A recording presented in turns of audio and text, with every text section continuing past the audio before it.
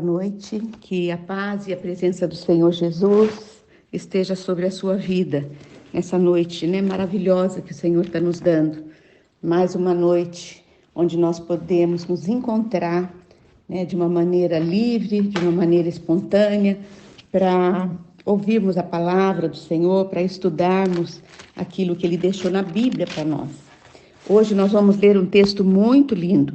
Nós vamos ler Isaías 53, que fala sobre a responsabilidade que foi colocada sobre Jesus e tudo que ele assumiu naquela cruz por amor a você.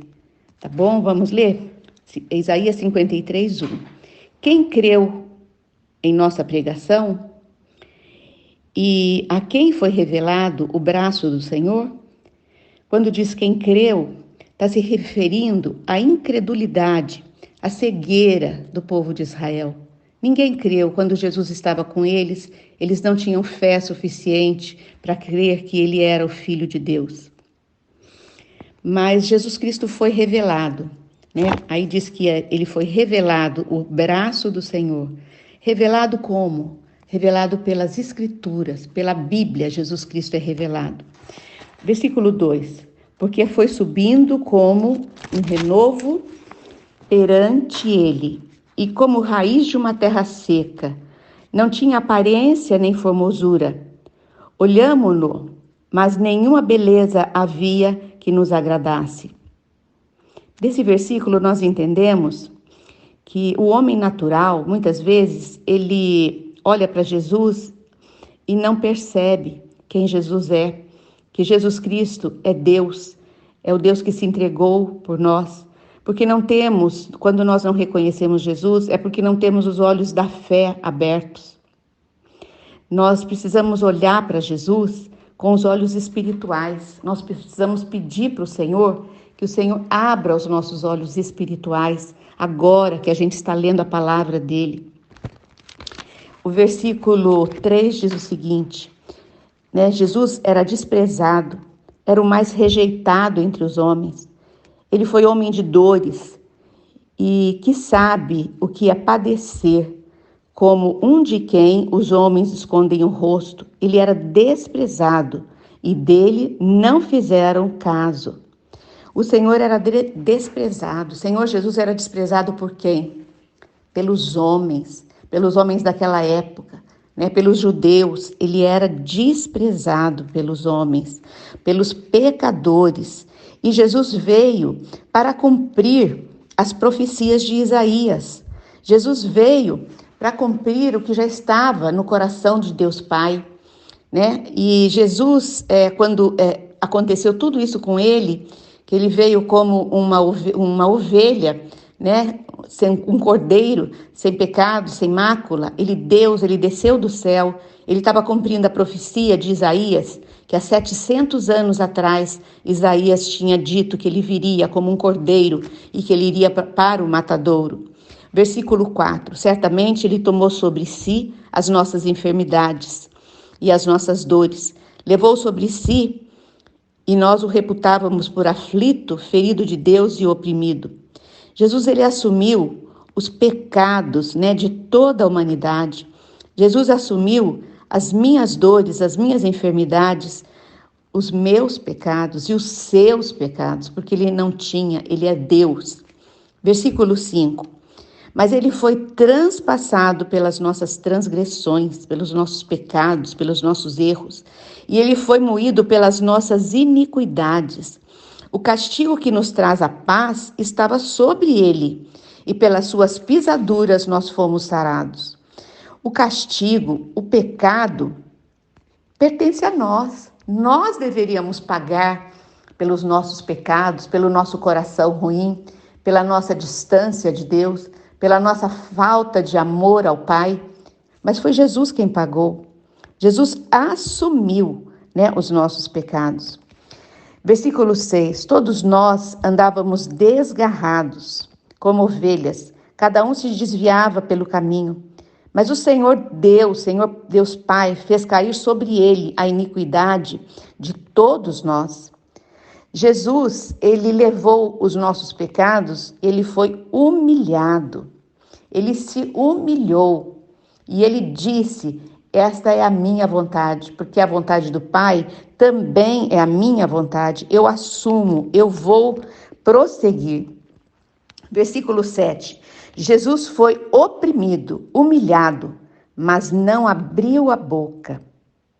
Como cordeiro foi levado ao matadouro, e como ovelha muda perante os seus tosquiadores, ele não abriu a boca.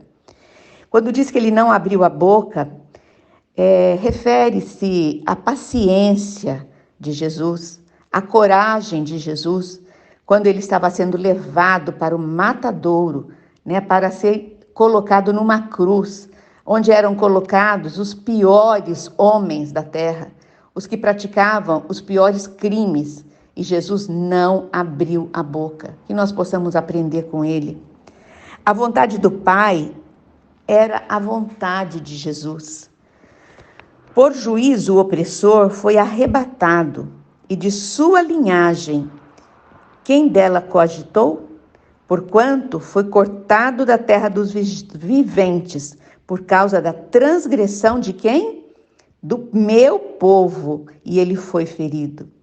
Jesus foi cortado da terra dos viventes pela humanidade, pela opressão do povo, pelo pecado do povo. Jesus foi para a cruz em prol da humanidade. O maior amor que pode existir no mundo foi demonstrado através de Jesus. Versículo 9.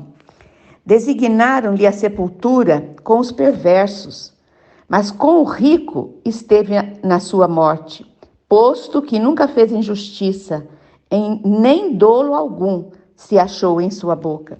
Jesus foi crucificado entre dois ladrões, sepultado num túmulo emprestado. Ele esteve com o rico, sim. Aonde? Na sepultura de José de Arimateia. Jesus não tinha onde ser sepultado. Jesus, ele usou aquele túmulo emprestado. Jesus, ele era Deus sendo crucificado e demonstrando humildade, amor por você. Por isso que o nosso amor pelo Senhor Jesus tem que ser ímpar, tem que ser único. Jesus tem que ocupar o primeiro lugar da nossa vida, porque por você ele se entregou naquela cruz, por você ele carregou os seus pecados, os nossos pecados. Versículo 10 diz o seguinte: todavia ao Senhor Pai agradou moê-lo, fazendo-o enfermar, quando der ele a sua alma como oferta pelo pecado, verá a sua posteridade e prolongará os seus dias, e a vontade do Senhor Deus prosperará nas suas mãos. O fruto da morte do Senhor foi qual? Você sabe? O fruto da morte do Senhor Jesus foi ressurreição, foi vida após a morte. Ele ressuscitou no terceiro dia, e nós que cremos nele, que entregamos a nossa vida a ele, também ressuscitaremos. Não reencarnaremos, mas ressuscitaremos.